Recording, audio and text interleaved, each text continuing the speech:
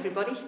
Today I'm going to read you a book called The Beeman, and this book has been sent to us from our friends at Barefoot Books, and I hope you love it.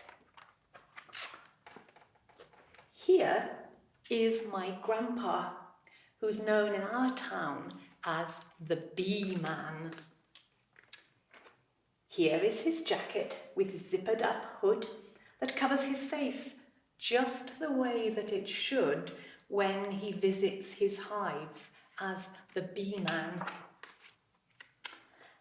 here are his gloves made of cotton and leather, protecting his hands in all kinds of weather when he tends to his hives as the Beeman.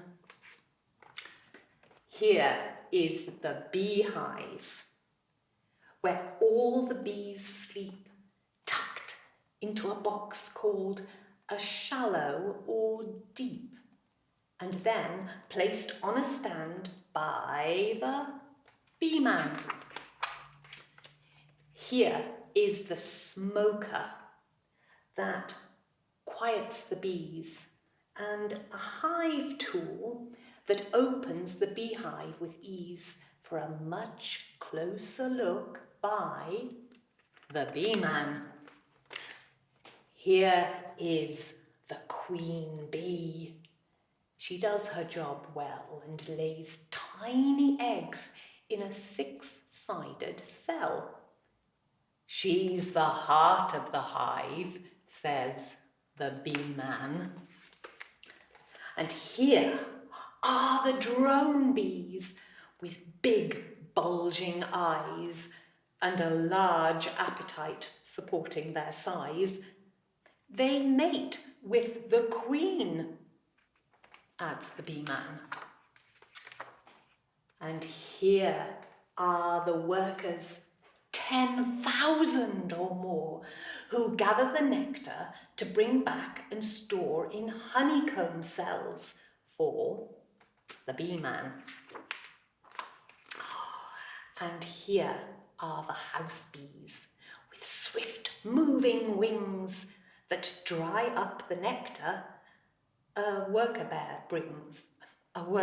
bee brings, making honey for me, says the Beeman.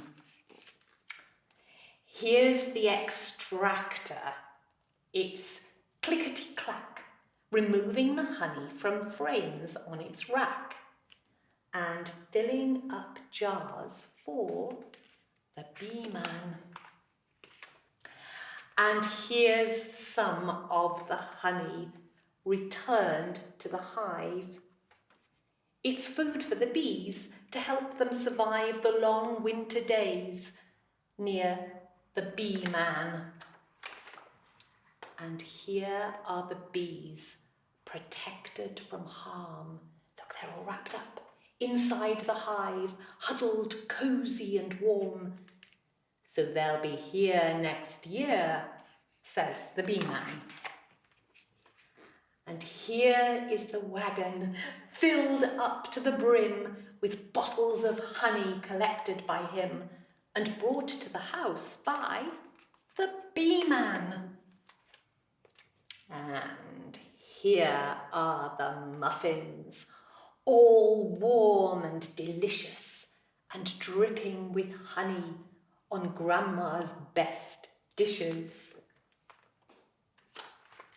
I'm glad that my grandpa's the Beeman.